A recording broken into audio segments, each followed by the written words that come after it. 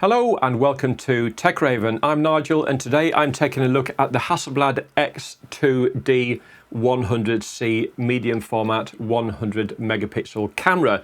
Now Hasselblad in the UK were kind enough to send me this camera and one of the latest XCD 55mm lenses for review and evaluation. But before I get too far into this video, I do just want to say that the thumbnail for this YouTube video and its description is not clickbait, it's absolutely true.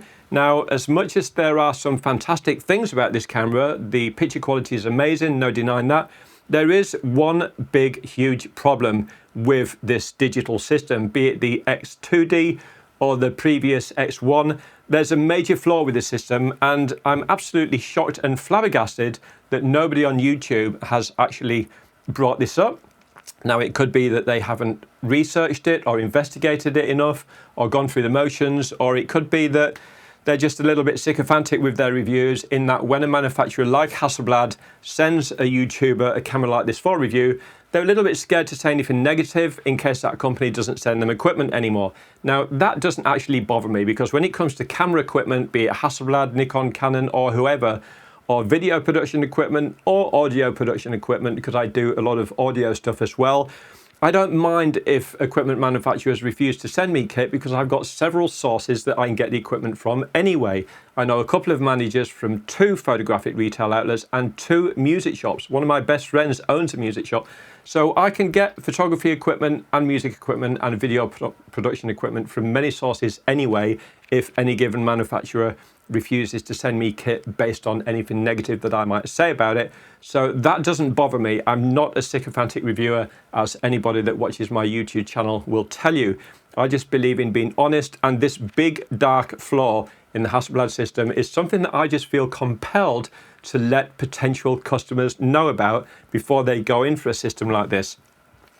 Okay, so I will cover that at the end of the video. The video is not going to be too long, but I do want to go into the positives first, because, you know, rather than getting all negative from the get-go, I do want to cover the positives about it. So in terms of what I love, it seems to have really good build quality. It's nice and solid.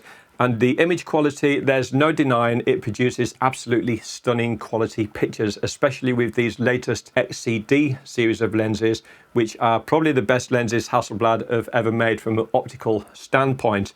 It's 100 megapixels, it's medium format, so it's got this lovely large medium format sensor on it, which is just absolutely cracking. It's the same 100 megapixel sensor that Fuji use in their GFX 102, which is made by Sony, I believe. And yes, Hasselblad do a slightly different color science in their camera to what Fuji do in theirs.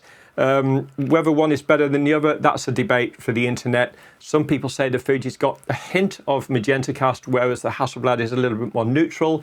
But they're very similar, and in all honesty, in post-production, you can tweak the colors to get the Hasselblad to look like the Fuji or vice versa anyway. So that to me is not too much of a problem. I did actually do a little shoot at a studio not too far from me with a friend of mine using the Hasselblad. So I will show you a couple of images. I'm not going to go into any pixel peeping, because everybody knows how good these are. And again, the image quality is undeniable. So I'm not going to go into any of that. But like I said, I did do a shoot at a studio and it handles very nicely. The image quality, when I looked at them in Hasselblad's focus, is superb. And just the overall using of the camera is good, because I like the menu system. It's very uncluttered. You don't need the instruction manual. Very easy to navigate the menu systems. And on this camera, we do have a flip-up screen. Unlike the other camera, the X1D, where it's fixed, this one does flip out, so you can actually do low-angle shots. One little thing that I didn't like about it is this thumb wheel on the back here for adjusting it. Because of the way you hold it with your thumb is on the edge of that wheel. So if I'm just holding the camera like this and then put it down by my side, as I bring it up to my eye, your thumb tends to notch that wheel a couple of notches. So whatever you have allocated to this wheel, be it the shutter speed or aperture, it's very easy to keep knocking it off because of the weight of the camera, and you've got to push your thumb into that quite hard. So it just keeps shifting this wheel, which was the same problem on the previous camera, I believe. Now, this is only a little negative. It's not a big one. Now, as good as these lenses are, when you've got 2 settings on it, you can actually have it in autofocus mode, but if you pull it forward, then you've basically got this manual focus mode with these old-fashioned traditional markings on the lens. And when it's in that mode, it's absolutely fine. But when you pull it back into autofocus mode, you can actually allocate a function to this ring for ISO, for example, or something like that. Now, this is only a tiny thing. And I got to admit, I'm quite OCD, and I do have about 90% of the traits of somebody with bipolar. But for me, that just makes me fastidious, and it makes me want to excel and do everything really well. So with this lens, when it's in autofocus mode, when you go to turn it, there's a slight gap. The lens moves about 1 millimeter at first before it catches. So when you're going from there to there, you've got this slight knocking of about 1 millimeter of movement before it actually engages. So you got like knock, you know, you got just a little bit of movement there. And it's only a tiny thing.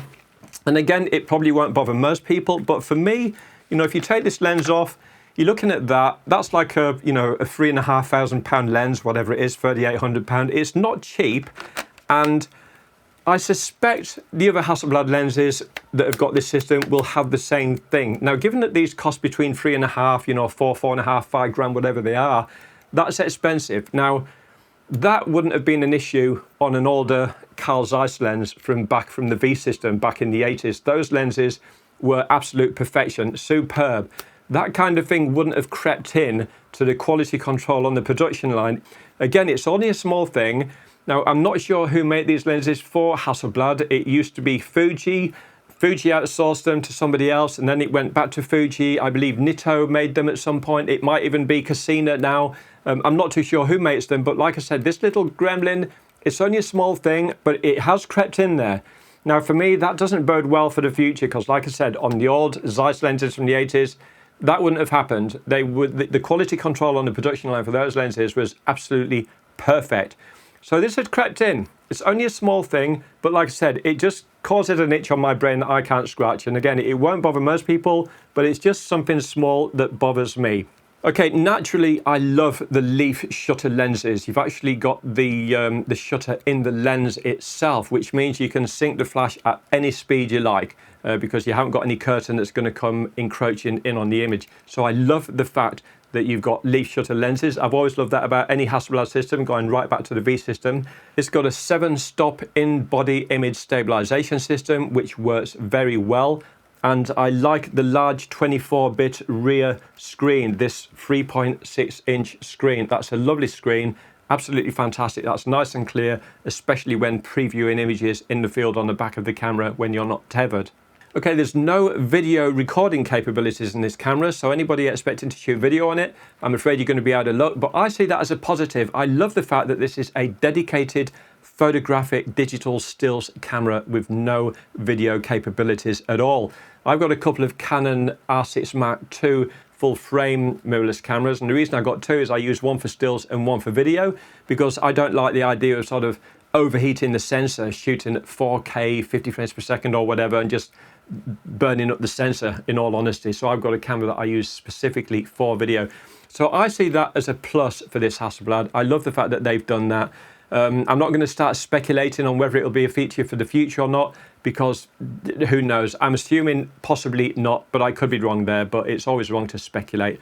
At the moment, just assume that it's going to be a stills camera only, and if you buy into this system, then that's what you're going to be getting. Okay, a couple more negatives. I do find the camera to be a little bit sluggish, a little bit slow in operation, especially when you go to put your eye up to the viewfinder, because you've got the screen on at the back, and then when you put your eye up to the viewfinder, when I first did this, the viewfinder wasn't working, and I was like, oh, why is it not working? And I was going into the menus to try and figure it out, and I couldn't figure it out. But it just turned out that when you put your eye up, it takes a second or two before it realizes that your eye is there, before the screen turns off and the viewfinder comes on. So it's kind of like bang, and then it comes on. So there's about a 1.5 seconds delay. So that's just very sluggish and quite annoying, because with any full frame mirrorless cameras that I've used in the past, you put your eye to the viewfinder and the screen is on instantly. On my Canon gear, as soon as your face starts to get towards that screen goes on immediately. So by the time you rise up against it, it's already on, no sluggishness there. So I did find that to be a little bit annoying about this camera.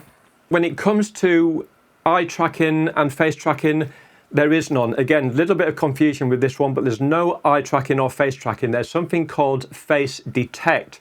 So when you've basically got that switched on and you depress the shutter halfway, it will detect and put a square around the entire face of the subject in the actual frame.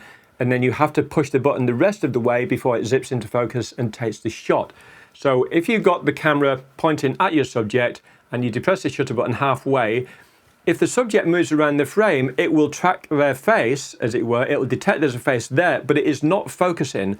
So basically, when the subject stops, you have to push the button all the way down and then it focuses at the last minute. So it's not like an eye tracking system that you'd be used to on full-frame mirrorless cameras from the likes of Sony, Nikon, and Canon, for example. So it's got a system in there for face detect, at least, which is a definite advancement on the X1D.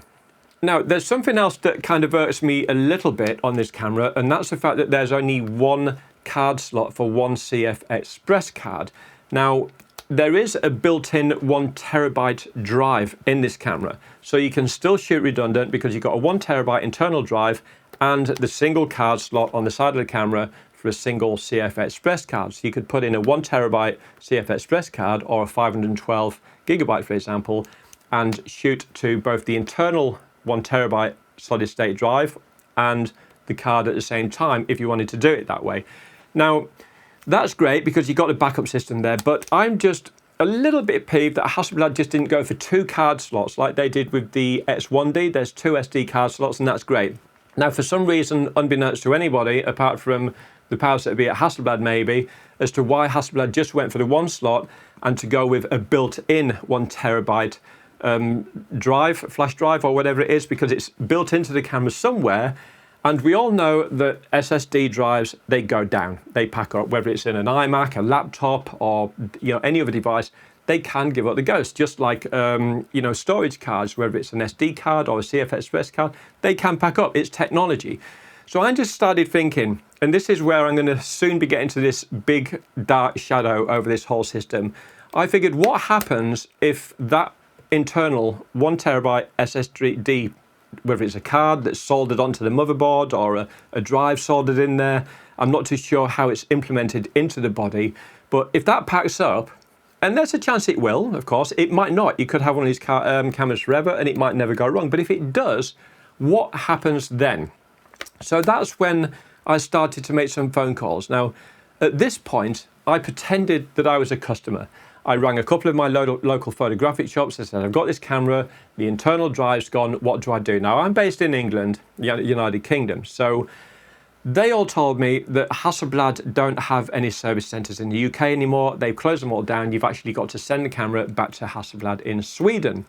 So I looked into how to do that, and it turns out that you've got to send them an email and you wait for a response. So I sent them the email. A couple of days later, I get a response saying that we need the warranty details, the serial number, name, address, when and where it's purchased from, and all these other little bits of information, and you had to send them back. So I then sent them an email back, and I just basically tried to get around all that because I didn't want to go into all these details. I said, look, it's a simple repair. Internal 1 terabyte drive just needs replacing. It's given up the ghost. How much to replace it? They wouldn't tell me. They just kept coming back and saying, we can't tell you that until we see it. We need to see the camera, and blah, blah, blah, blah. Now, I did a similar thing with a couple of camera shops in Canada and America. It's slightly different there. Many of the camera shops in America said you've got to deal directly with Hasselblad, but one of them did say that there is a US-based repair center that can do them there. But if you're in America or Canada, I would be checking this out as well, just in case, because various other countries in Europe, they all say it goes back to Hasselblad in Sweden. Now, the trouble with that is, for me, being in England, if I did buy one of these, and if anything did go wrong with it, not just the internal card, but let's face it, it's a digital system, and this is not like the old Hasselblad V system, like the 500cm, the kind of system that Victor Hasselblad himself invented back in the day, which is called the V system. Those cameras, they were absolutely rock solid. Hardly anything ever went wrong with them. They were just so well built, and the Carl Zeiss lenses that went with them were fantastic. But when Hasselblad went digital, long after Victor, bless his cotton socks, passed away, they were sold a couple of times, and now the company is owned 100% by DJI, the Chinese company that make drones. So DJI is a big company. They've got access to lots of parts, be it chips, motherboards, sensors, probably SSD drives, all kinds of stuff. And it's technology. And with technology, things can go wrong, and this Hasselblad system is no different. The 907X Hasselblad digital camera had problems with the flippy screen on the back, and lots of them had to go back to Sweden to be repaired. Now, admittedly, Hasselblad did fix all these problems because it was a fault with the camera, just a general design fault. Anybody that's owned a Hasselblad H5 will tell you that that camera was absolutely riddled with problems that couldn't be fixed because they were just sort of an inherent part of the camera to do with the electronics. And that was a terrible camera, riddled with issues. So Hasselblad are not without their problems. It's technology, packed with technology, and things are going to go wrong. There's absolutely no denying that. So if you buy into a Hasselblad system, especially if you're in the UK, you've just got to remember that you're going to have to fill out paperwork. It's going to have to be sent back to Sweden. Now, based on my experience and me doing this, it took a couple of days for them just to respond to the first email.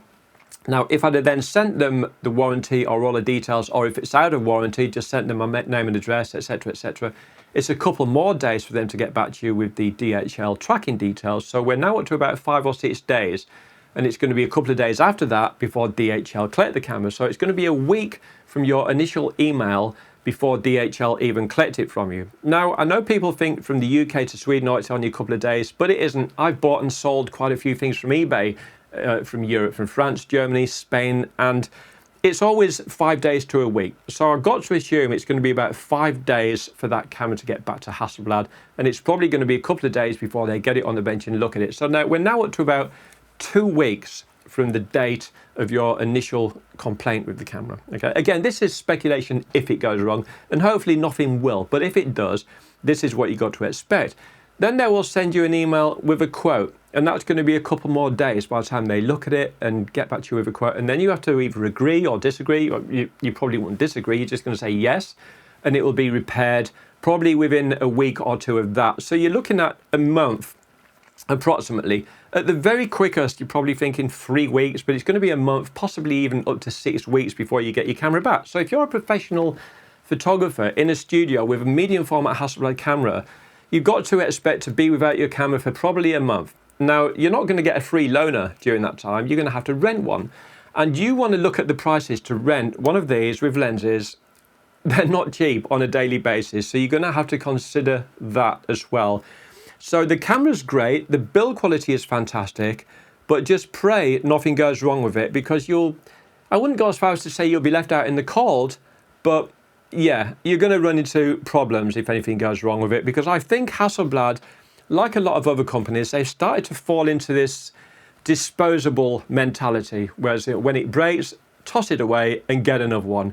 So essentially, it could be argued up to a small point that this is a disposable camera, be it a very expensive one, not like those disposable throwaway cameras that you could buy back in the 80s with film. You use it and you just sort of hand the whole thing into the chemist to get it developed and the camera would be thrown away. It's not quite that bad, but it's starting to go that way. And this is frightening for me, how potentially camera body that's like just shy of £8,000, this lens is about 3.5, the camera body, if something major goes wrong with it, like this, the actual sensor in it. Now, that's not going to be cheap if anything goes wrong with that. And I'll tell you for why. Just this morning, I got an email from a company up north in England called AJ Johnson.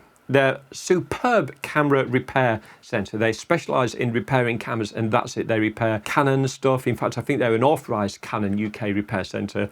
And they do Fuji, but they don't do Hasselblad. Now, I spoke to them and they said, we can't do Hasselblad stuff. Why? Because they won't supply them with parts. Now, there's a story attached to this, which I'll get to in a minute, but Hasselblad won't give them parts, so they can't repair Hasselblad cameras. They can, however, repair Fuji cameras like the Fuji GFX 102, which is Fuji's equivalent to this, and it has the same 100 megapixel Sony-made sensor in it that this has actually got. Now, what AJ Johnson did tell me, with regard to the Fuji camera that's got the same, like I said, the same sensor in it as this, if that goes wrong, there's a £60 bench charge for them to basically look at it on the bench, and they actually contacted Fuji on my behalf to find out how much it would cost to replace that sensor, the part itself. Even though AJ Johnson up north were going to be doing the repair, they had to obviously find out how much a replacement sensor is going to be. And it's got here, and I quote, "You'd be looking upwards of £3,000 plus VAT for this repair, as image sensors are usually half the price of a new camera." So that's just part of the email. So they're saying, for the Fuji at least, the sensor is usually about half the price of the camera. Now, if that's the case with this camera, you're probably looking at £4,000 plus VAT to have the sensor replaced, which, you know, if it's out of warranty and it has to go back to Sweden, you're probably going to be thinking at that price, what's a second-hand one worth? And you possibly could think about not getting it repaired, just getting a replacement and then just leaving this in your drawer, potentially for spares or as an expensive paperweight, who knows? But that almost half the price of the camera for the sensor is kind of like, you know, it's equivalent with electric vehicles, a full EV vehicle like a Tesla or something like that, or any other full EV vehicle. The battery is about a third of the price of the car. So if the car costs 90 grand, it's 30 grand for the replacement battery. So it's a similar thing with cameras like this and the sensor cost. So all that doesn't bode well. And in my opinion, Victor Hasselblad himself, I think he would be turning in his grave if he could see what's happened to his beloved Hasselblad camera system. Now, not many people know this, but Hasselblad was always a state-owned company in Sweden because of what Victor Hasselblad did during the Second World War. A German plane went down in Sweden and they basically discovered some sophisticated camera. So the Swedish Air Force contacted Victor Hasselblad and said, "Can you design us some cameras so we can do the same thing?" And he did, and he sold them about 300 of them. So it's state-owned, and back then Hasselblad didn't make any money on camera sales. They only really made money on repairs. So after Victor Hasselblad died, things started to change in a similar way that when the owner and founder of Coca-Cola died, he always said they will change the recipe over my dead body. And within a year of him dying, they changed the recipe. And it's a similar thing here with Victor Hasselblad. After he died, many years went by and things started to change. The company was almost going into liquidation. It was always going bust, almost, potentially going bust 2 or 3 times. One company bought it, then another.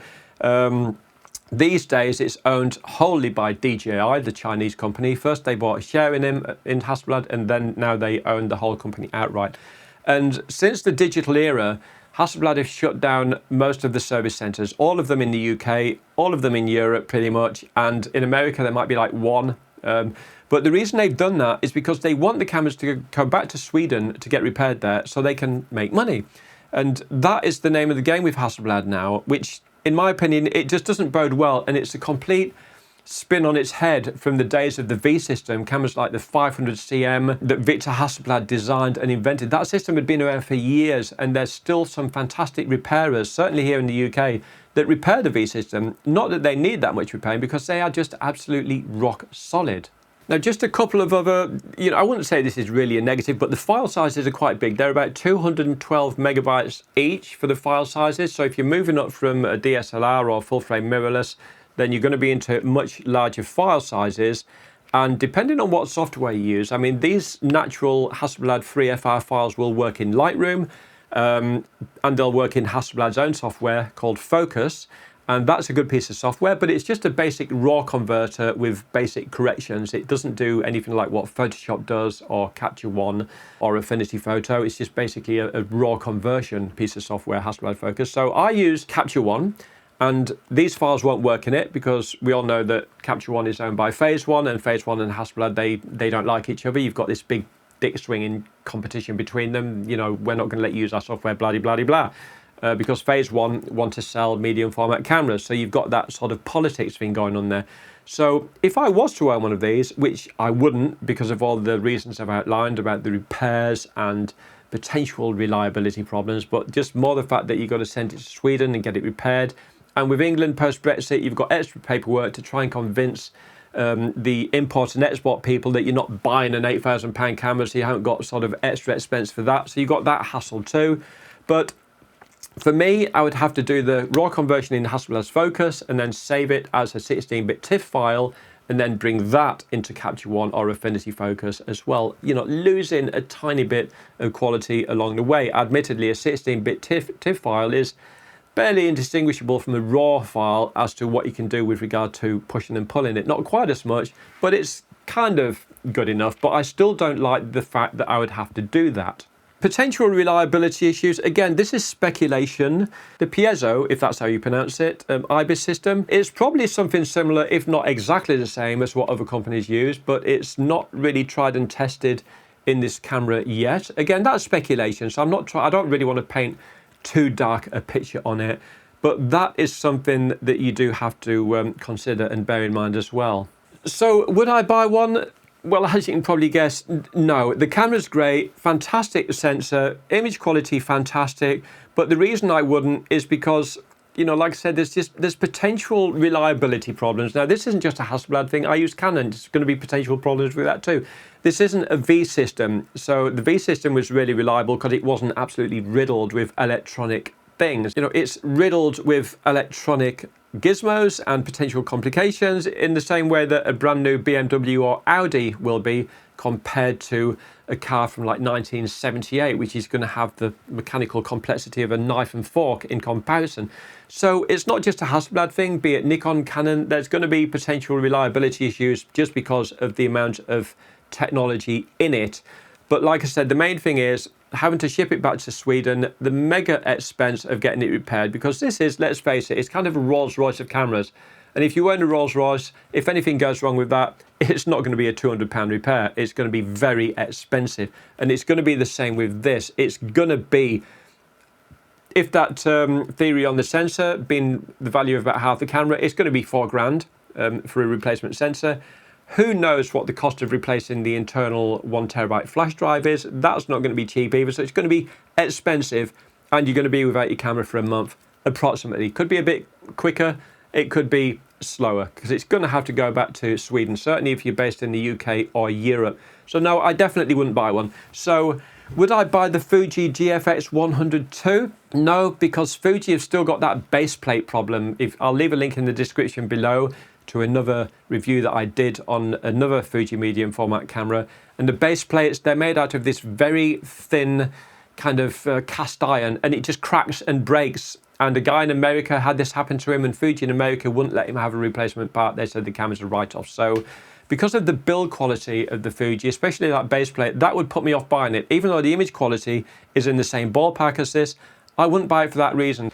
I know the Fuji GFX 102 is only about £1 in the UK, cheaper than the Hasselblad X2D. They're about the same kind of price, but admittedly Fuji's lenses are considerably cheaper than Hasselblad lenses, and optically they're going to be about the same because they both come out of Japan. They're both absolutely superb. So if you buy into the Fuji system, the lenses will be a lot cheaper. But on the Fuji system, like I said, that base plate where the tripod goes in here, once it's on, you can just snap it off and this plate just cracks down the middle, and it's just not very good. That definitely needs addressing with Fuji cameras. And if that got addressed with the GFX 102, I would seriously look at that system myself. But for now, the Hasselblad, definitely not, for all the reasons I've explained. And the Fuji, no, because of that base plate, which only leaves the phase cameras, which are probably going to be a little bit expensive. So for me, I'm going to be sticking with my Canon R6 Mark IIs, possibly get an R5 at some point in the future if I want the megapixel to go up to 50.